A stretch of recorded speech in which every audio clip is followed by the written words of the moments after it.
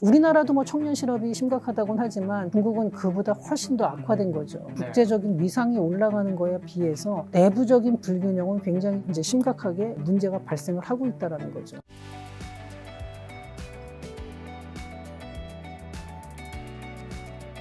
자, 그러면 지금 중국 얘기 나온 게 중국 경제 여쭤보면 지금 중국 경제는 어떻고 소비, 투자, 수출, 고용은 어떤 상황이고 작년에 중국 경제 성장률 어느 정도였고 올해 목표는 어떻게 되나요? 네, 중국이 수출은 정말 역대급으로 하고 있습니다. 그러니까 미국에서 그렇게 압박을 해서 대미 수출은 한 20% 줄었다고 하는데 나머지 시장에서의 수출이 굉장히 늘었어요. 수출 다변화에 성공했고 품목도 다양해졌다 그러면서 중국 내부에서는 그거를 굉장히 자랑스럽게 발표를 하고 있습니다. 근데 그렇긴 한데 내수는 굉장히 안 좋아요. 지금 2025년도 성장률을 보면은 아직은 이제 추정치죠. 집계 중인 거니까. IMF에서는 5.0, 월드뱅크에서는 4.8, OECD에서 5.0, 골드만삭스는 4.8, 뭐 이런 식으로 전망을 했고요. 추정을 했죠. 근데 이게 2023년에 5.2, 2024년에 4.9, 그리고 2025년에는 그러니까 기관마다 좀 다르지만 4.5에서 5 사이 이렇게 되는데 2026년도 전망치를 보면요. 월드뱅크는 4.4, IMF가 4.5, OECD 4.4, 골드만삭스가 그나마 높게 나온 게 4.8 이렇게 되는데 전반적으로 떨어지네요. 전반적으로 떨어져요. 근데 이 와중에 뭐가 있었냐면은 중국에서 2024년부터 해서 엄청난 경기 부양책을 썼어요. 어마어마한 돈을 써요. 수백조 원을. 금리 정책도 많이 썼고 그렇게 하는 와중에 역대급 수출 호조가 있었어요. 근데 성장률이 오히려 점점 조금씩 내려가고 있다. 그러니까 크게 팍 꺾인 거는 아닌데 조금 내려가고 있고 그나마 이 수치 자체도 과연 다 믿을 수 있느냐 그럴 때 사람들이 약간 회의적으로 보는 경우가 많거든요. 중국 정부에서 발표하는 성장률 이제 요거를 다 믿기는 어렵다. 이렇게 봤을 때 그러면 내수가 얼마나 많이 침체됐는지를 알 수가 있는 거죠. 그러니까 미국 정도 되는 규모의 경제 1인당 GDP가 되는 것도 아닌데 이게 성장률이 지금 계속해서 거의 이제 최고 선진국 수준으로 자꾸 수렴해 간다 그러면은 중국 입장에서는 상당히 이게 이제 내수가 침체되어 있는 걸로 볼 수가 있는 거죠. 경기 부양책으로 중국 경기는 회복되는지 내수 수출 어떤 상황인지 한 번 더 말씀해 주신다면요. 그러니까 이제 수출은 잘 돼서 어느 정도의 성장률을 이제 견인하고는 있어요. 근데 내수는 지금 가장 안 좋은 게 뭐 부동산이라든지 뭐 지방정부 부채 때문에 더 이상 부양책을 크게 쓰기도 어려운 상황이고 이런 상황에서 청년 실업률은 또 엄청나게 높죠. 뭐 청년 실업률뿐만 아니라 전체적인 실업률이 좀 높은 걸로 나오는데 이게 제대로 발표가 안 되고 있어서 정확히 어느 정도인지는 모르겠어요. 그리고 이제 수출이 그렇게 막 늘은다고는 하지만 물량으로 그렇게 밀어붙였을 뿐이지 과연 그 수출이 증가한 혜택이 전체적으로 중국에 이렇게 퍼져서 혜택이 배분이 되느냐 하면은 또 그렇지가 않다는 거예요. 결국 내수가 이렇게 어렵다는 거는. 그렇게다 보니까 이게 이제 굉장히 지금 중국에서도 좀 고민이 되는 부분이긴 합니다. 근데 우리나라도 수출이 굉장히 좋은데 내수가 안 좋다는 얘기 하잖아요. 그렇죠. 중국과 그럼 우리나라가 뭐가 같고 뭐가 다른 거죠? 수출의 내용이 지금 조금 다른 게 우리나라는 이제 반도체, 자동차 이런 식으로 이제 몇몇 개가 딱 잡혀 있어요. 그래서 그쪽의 성과가 워낙 좋았던 거고요. 그러다 보니까 이게 이제 내수로 크게 많이 번지지 못한 거 있고. 그 다음에 또 하나는 중국은 근데 그거에 비해서 뭐 가전이라든지 뭐 굉장히 다양하거든요. 나간 게. 근데 약간은 이게 물량 공세, 가격을 낮춰서 물량 공세로 가는 그런 경우가 많았어요. 중국의 과잉 생산은 유명하잖아요. 모든 면에서. 그러다 보니까 이게 채산성에 문제가 있었던 게 아니냐 약간 이런 의심도 있거든요. 중국에 대해서는. 그러다 보니까 해외에서도 덤핑 얘기도 나오고 뭐 이러는 거고요. 우리나라는 그거보다는 이제 어느 몇몇 특정 산업에 좀 편중된 수출 구조 때문에 이렇게 되는 게 아니냐. 뭐 이런 식으로 좀 차이점이 있는 거죠. 중국 쪽 젊은 세대 사이에서 유행하는 서울병 현상이 또 단순한 문화 동경을 넘어 어떤 위협이 되는 부분도 있나요? 네, 이게 그러니까 우리나라도 예전에 보면은 제가 젊었을 때 10대에서 20대 보면은 해외를 동경하는 게 굉장히 컸죠. 있었죠. 메이드 인 재팬, 메이드 인 USA 뭐 이런 것들. 그리고 유럽 막 이렇게 하면은 와 완전히 별천지. 근데 그렇다 하더라도 그게 동경이지 어떤 체제 위협으로 가지는 않아요. 그러니까 우리 체제를 귀엽어야 저렇게 된다 이 생각은 안 하죠. 근데 중국 입장에서는 중국 젊은이들이 뭐 서울하고 뭐 아니면 뭐 유럽 아니면 미국 이런 거를 갖다 가서 그 사회를 동경한다 그러면 잘못하면 체제 위협으로 갈 수 있거든요.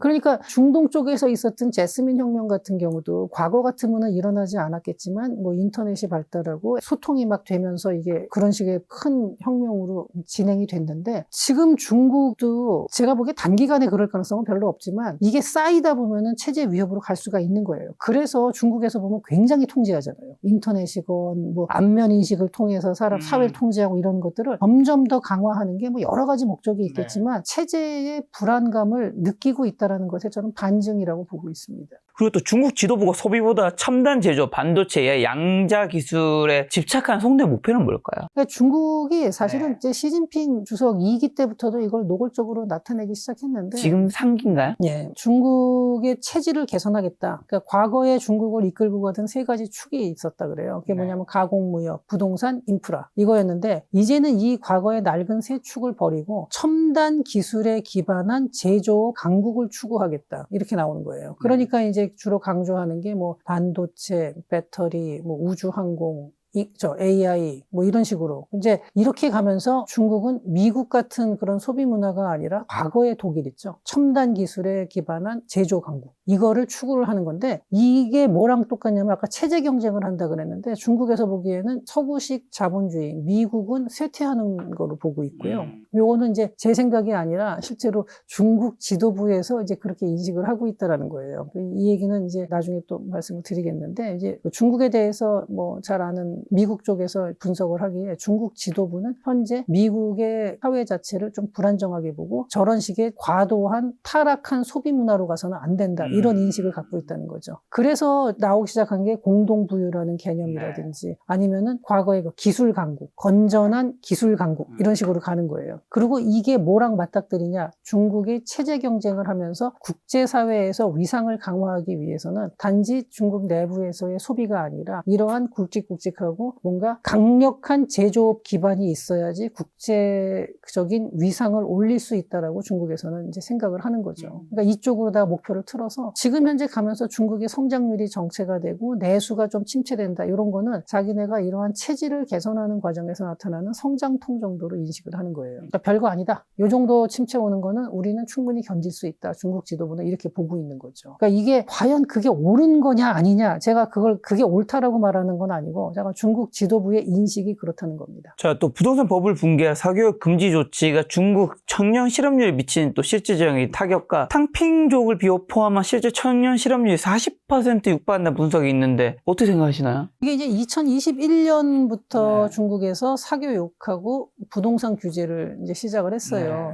그러면서 이제 사교육을 전면 금지한 것도 2021년 말, 뭐 아마 2022년 들어왔을 거고요. 그 다음에 이 부동산 규제도 2021년부터 서서히 시작해가지고 성다 그룹이 무너지고 뭐 이렇게 되는 것도 사실은 그 이후긴 한데 이런 식으로 중국에서 그쪽 부분을 굉장히 억제를 했는데 사실 우리나라도 생각해보면 사교육을 전면 금지하면 청년 실업 많이 올라갑니다. 그리고 부동산이라든가 빅테크 중에서도 특히 소비와 관련된 거 이쪽에 대한 규제를 강화한다 그러면은요 실업률이 올라갈 수밖에 없어요. 근데 그러다 보니까 이게 2023년 이제 요때 우리나라에 이게 기사가 한번 크게 나왔는데 왜 크게 나왔냐면요 2023년 6월에 중국의 청년 실업률이 21.3% 그러면서 사상 최고치가 기록이 되자 중국 정부가 통계 발표를 일시 중단했습니다. 그때 실업률이 올라간다고 통계를 발표 안 한다는 게 이게 말이 되냐 그러면서 이제 국내 언론에서 많이 보도가 됐는데 근데 이때 이제 그 7월 달에 2023년 7월 달에 베이징 대학교에 장단단이라는 그 여자 교수님이 있는데 이분이 이 21.3%도 잘못된 거다. 왜냐하면 여기서 탕핑족을 빼고 나머지만 가지고 계산했다는 거예요. 탕핑족 인구가 이게 거의 뭐 1600만 명인데 이걸 다 포함 이 사람들이 뭐 자발적인 실업이 아니잖아요.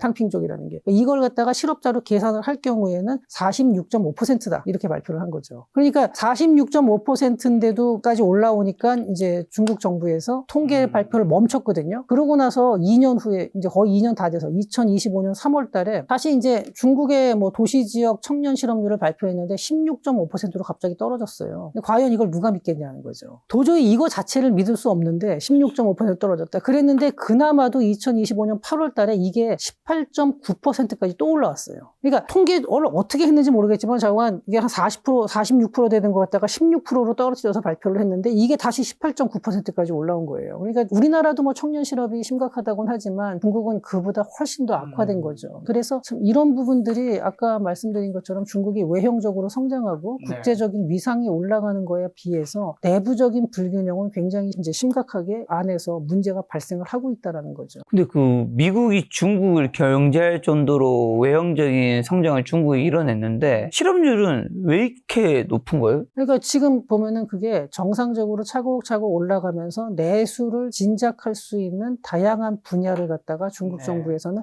상대적으로 억누르는 거예요. 그리고 거기서 나오는, 그러니까 일부러 억누른다는 건 아니지만 거기에 대한 지원이나 그거에 대한 부양을 할 생각이 전혀 없고 어떤 거든지 모든 정부의 리소스를 뽑아서 아까 말한 식으로 자기네들의 국제적인 위상을 높일 수 있는 첨단 산업에다가 대부분의 역량을 투자하는 거죠. 네. 그리고 친환경 산업이라든지 네. 뭐 이런 식으로 그런 쪽으로다가 모든 역량을 다 퍼붓고 있어요. 중국에서. 그러다 보면 당연히 다른 쪽이 희생이 되는 거죠. 그러니까 그러면은 우리나라나 뭐 일본, 뭐 미국 이런 식으로 아니면 서유럽 뭐 이런 나라들은 그렇게 되면 선거에서 지거든요. 근데 중국은 그냥 밀고 나가는 거예요. 밀고 나갈 수 일반적으로. 있으니까. 예, 그래서 그게 중국의 강점이기도 한데 그렇게 하면서 여러 가지 성과를 내는 거는 맞지만 그러한 성과가 커짐과 동시에 내부의 불안 요소도 같이 커지고 있는 거거든요. 그러니까 두 가지가 동시에 커지고 있는데 이게 참 신기한 거예요. 그러다 보니까 중국의 안 좋은 면만 쭉 지켜보잖아요. 네. 당장 내일 망할 것 같고 중국의 좋은 면만 쭉 보면은 금방 미국을 추월할 것 같고 네. 근데 이 두 가지가 동시에 지금 같이 커가고 있는 상황인데 참 한번 봐야겠습니다. 저도 이거 도저히 처음 보는 체제고 처음 보는 시스템이기 때문에 저게 언제까지 저게 버텨나갈 수 있을지는 모르겠는데 어쨌든 중국의 성과가 대단한 거는 보면서 참 감탄할 만해요. 요새 보면 휴머노이드 로봇 같은 거 나오는 거 보면은 정말 뛰어난 것들이 나오는데 근데 지금 여러 가지 사회 문제 뭐 불균형이나 이런 걸 보고 있으면은 과연 저게 앞으로도 10년까지 과연 버틸 수 있을까? 막 이렇게 보면은 안 될 것 같다는 생각도 들면서 근데 그러면서도 지금까지 오지 않았냐고 하면은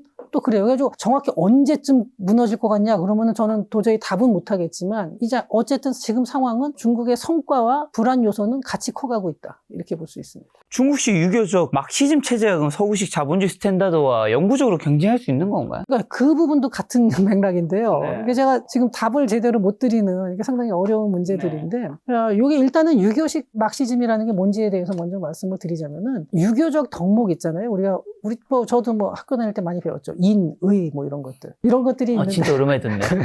인의. 예, 화합하고 뭐 이렇게 공동체 이런 건데 이게 이제 막스의 뭐 평등하고 공동체 사상 이런 거를 융합한 거예요. 2023년에 후난 TV에서 공자와 막스의 대화라는 다큐멘터리를 한 적이 있거든요. 3부작으로. 2부작인가 3부작인가. 근데 제가 그걸 다 본 건 아니지만 그 내용은 이제 봤어요. 거기서 보면은 서로 얘기를 주고받으면서 이게 막시즘이라는 게 동양의 사상하고 합쳐질 때 어떤 식으로 융합이 가능하냐. 뭐 이런 내용이었다고 하더라고요. 그러면서 유교의 집단주의하고 막시즘하고 상당히 서로 일맥상통하는 게 있다. 그래서 사실은 공동부유라는 개념도 여기서 나오는 거예요. 다 같이 간다는. 그런데 메데이로스라는 분이 있어요. 이분이 현재 조지타운 대학 교수인데 이 분이 누구냐면 바이든 대통령 시절에 국가안보회의에서 아시아 선임 국장을 하셨고 네. 중국 담당이었거든요. 그래가지고 중국에도 상당히 오랫동안 체류를 했고 미국 내에서는 약간은 친중파 성향을 가지고 있어서 중국 분들하고 굉장히 중국 지도부하고 많은 얘기를 나눈 분인데 이분도 그때 이제 외교 전문지에다가 하나 기고를 한 걸 보면은 그 시진핑 주석을 포함해서 이제 요번에 말을 그대로 제가 인용하겠습니다. 시진핑 주석을 포함한 많은 중국 엘리트들은 미국이 말기 쇠퇴기에 빠져 있다고 믿고 있다. 그는 국가의 강력한 역할, 시장과 민간 부문의 제한적인 통제된 사용, 생산성 향상을 주도할 수 있는 기술의 중심성을 믿고 있다. 이게 뭐냐면 그러니까 개인의 어떤 자유라든가 기업의 자율성을 일부 희생하면서 국가가 주도하는 기술 중심의 성장이 중요하다라고 믿는다는 거죠. 그러면서 소비와 서비스에 크게 의존하는 미국보다는 첨단 제조업 강국인 독일과 더 유사한 경제를 원한다. 이런 거거든요. 그리고 마오쩌둥 통치 시절의 특징이었던 희생, 자립, 평등주의 정신을 고양한다. 이거를 보면은 그 현재 중국 지도부의 생각, 그러니까 시진핑 주석이 왜 올 작년에 보면은 뭐 자리가 위험하네, 뭐 장류샤하고 갈등 뭐 이런 거 얘기할 때도 물론 이제 그거 자체도 상당히 큰 관심사긴 했지만 그때도 저는 그런 생각을 했어요. 그럼 시진핑 주석이 물러난다 그러면 다른 사람이 왔을 때 중국의 이런 기본적인 전략이 바뀌냐? 저는 안 바뀐다고 보거든요. 이게 중국 지도부의 공통된 생각이라는 거예요. 그리고 현재 중국 지도부는 과거에 이분들이 지금 태자당 그 세대잖아요. 시진핑 주석도 태자당 분이었고 근데 자기의 아버지 세대가 국공내전을 겪었고 일본, 항일 투쟁을 했던 사람들이에요. 그리고 아편전쟁 이후에 서구하고 일본한테 중국이 계속 시달려 온 거에 대한 피해의식이 상당히 강하다고 합니다. 그러니까 아무래도 그럴 수밖에 없죠. 직접 아버지한테 들은 얘기 이런 것 때문에 거기에 대한 반발심이 굉장히 강한 거는 맞죠. 그러니까 서구적인 글로벌 스탠다드라는 것 자체에 대한 거부감이 심하고 중국 자체의 체제를 가지고서 경쟁이 충분히 가능하다라고 이분들은 믿는 거예요. 근데 글쎄요. 근데 그럼에도 불구하고 저는 이 개인들에 대한 희생을 국가적인 이데올로기, 이념을 위해서 개인의 희생을 강요하는 게 과연 얼마나 더 가능할까? 물론 이제 미국이 처음에 WTO 체제에 중국을 끼워들일 때도 중국이 경제 성장을 하면은 중국에서도 민주화가 되고 민주화를 겪는 과정을 지나고 나면은 중국이 어떤 군국주의적인 체제보다는 서구식 민주주의 체제를 받아들일 거다라고 너무나 낙관을 했었던 거거든요. 근데 중국은 그렇게 안 됐어요. 지금 이만큼까지 성장을 했는데도. 근데 그렇다 보면은 지금 제가 얘기한 대로 중국에서 저렇게 개인의 희생을 강조하면서 집단 체제로다가 운영하는 것이 앞으로 10년, 20년을 갈 수도 뭐 그거는 모르는 거긴 합니다. 지금은 아직 실험을 안 해봤으니까. 하지만 저는 개인적으로 이거는 이제 뭐 개인적인 추측이니까 반대하시는 분들도 많을 거예요. 근데 저는 그렇게 장기적으로 뭐 10년, 20년 가는 거는 좀 어려울 것 같다라는 게 제 개인적인 생각입니다. 근데 이거는 뭐 제 개인적인 생각이니까 뭐 반대하시는 분들은 뭐 반대하시는 의견도 저는 충분히 존중을 합니다. 지방정부의 또 보조금과 구행은행의 대출을 연맹하는 그럼 중국의 좀비 기업 문제는 또 언제 터지는 걸까요? 그러니까 이것도 같은 맥락인데 이게 상당히 심각하거든요. 지금 중국은 지금 부채가 어마어마합니다. 근데 이게 그렇게 어마어마한데 그럼 중국이 왜 멀쩡하냐? 왜냐하면 대부분이 중국 내에서 소비가 돼서 그래요. 중국의 국채라든지 그러니까 지방정부건 중앙정부건 이 부채를 외국인이 가지고 있는 비중이 5% 이하로 보거든요. 한 4% 정도로 보고 있어요. 이거는 중국 당국에서 계속 누르면서 재정으로다가 은행을 계속 살리잖아요. 그럼 그 은행은 그냥 계속 기업한테 은행을 대출을 해주면 돼요. 그 지방정부에서는 이거를 갖다 싫어할 리가 없는 게 지방정부에서 중앙정부로부터 교부금을 받고 자기네 공무원들의 성과를 인정받는 거는 양이에요. 질이 아니라. 그러니까 이 구조가 계속 반복이 되는 거거든요. 중국에서는. 그러니까 그렇기 때문에 중국 전체의 어떤 금융에 심각한 문제가 발생하지 않는 한 저 좀비 기업들이 잘 안 망하는데 그럼 안 망하니까 괜찮지 않냐? 그게 아니죠. 그러니까 거기에 들어갈 제대로 된 생산성이라든지 생산성이 높은 분야 그리고 정말로 중요한 분야에 들어가야 될 게 좀비 기업한테 계속 들어가는 거예요. 그럼 그 좀비 기업을 운영하는 사람들이 누구겠냐 하는 거죠. 일반 시민들이 무작위로 추첨해서 되느냐? 그게 아니란 말이죠. 공산당하고 연줄이 돼 있는 사람들이에요. 근데 그게 계속 이 상황이 앞으로도 계속 지속이 된다. 그럴 때 과연 내부의 반발이 어떨까요? 근데 지금까지 왔거든요. 이런 게 있어요. 댐이 하나 무너진다 그러면은 거대한 댐이 무너질 때 보면은 아무리 쳐도 위험하다 하는데도 보면 안 무너지면 멀쩡해요. 그러면서 에이 그 위험하다 말 언제까지 하냐 그러는데 작은 틈 하나가 생기는 순간에 와르르 무너지는 거거든요. 그러니까 중국이 그렇게 되지 말라는 또 보장도 없어요. 또 이렇게 얘기를 하면은 이제 뭐 그렇게 그냥 중국을 부정적으로만 보느냐 이렇게 말씀하실 수도 있는데 저는 이 불안 요소와 성과가 동시에 계속 커간다라는 게 보면서 이렇게 풍선 불어서 점점점 커지는데 안 터지고 있는 약간 이런 느낌인데 그런 상황에서도 계속 커질 수도 있는 거고 이게 언젠가 순간적으로 터질 수도 있는 건데 한번 좀 모르겠습니다. 근데 저는 중국이 터진다라는 것도 근데 일순간에 와르르 무너질 가능성은 별로 없다고 봐요. 아까 제가 비유는 댐으로 했지만 실제로 중국이 침체가 온다 그러면은 중국 정도의 그래도 지금은 중국이 물론 저가 상품들 위주의 수출을 많이 하는 거는 맞긴 맞지만 그래도 상당히 또 부가가치가 높은 부분도 그러니까 기술적인 것도 많이 가지고 있거든요. 그리고 워낙에 자기네 내수 시장이 크고 이런 게 있기 때문에 순식간에 무너지기보다는 서서히 침체가 지속이 되면서 미국과의 격차가 벌어지는 그런 식으로 이제 중국이 좀 어려워질 가능성을 더 높게 봅니다. 중국이 한일령 강화 반사이니까 내수 회복에 대한 혹시 기대감으로 한국이 수혜를 받을 수 있을까요? 네, 일단은 뭐 지금 현재 상태는 우리가 좀 기분 좋은 상황이죠. 서로 양쪽에서 서로 이제 우리를 이제 자기 편으로 만들려고 하니까. 근데 이걸 꼭 즐길 수만은 없는 게, 세 나라가 모두 공급망이 엮여 있어요. 반도체만 보더라도 중국의 원자재, 그 다음에 일본의 소부장, 우리나라의 완성품. 근데 둘이 삐걱거리다가 어느 한쪽에서 탈이 나면요. 우리나라도 같이 탈 나는 거예요. 물론 전 세계가 다 같이 그러겠죠. 그렇게 되면은. 이렇게 되는데, 그러니까 지금 보면은 우리가 당장 뭐 여기서 싸움하고 이럴 건 없으니까 지금은 그래도 조금 편하게 느낄 수 있는데 이거를 갖다가 그렇게 꼭 좋게 볼 거는 아니고요. 둘 사이의 갈등이 조정 가능한 선에서 갈등이 유지되기를 바라는 게 가장 좋겠죠. 저희 입장에서는. 근데 이건 저희가 할 수 있는 거라기보다도 이제 두 나라 간에 있고 우리가 뭐 중재할 수 있는 역할도 물론 중재를 당연히 노력은 하는데 그 약간 제한적이에요. 그 두 나라 사이에서 우리가 힘이 아주 세가지고 야 니네 하지 마 이렇게 누를 수 있는 그런 정도는 아니기 때문에 진짜 지금 상황은 우리한테는 그래도 이렇게 뭐 약간은 즐길 수 있는 상황이긴 합니다. 근데 그렇다고 해서 좋은 걸로 해석할 수는 없는 거고요.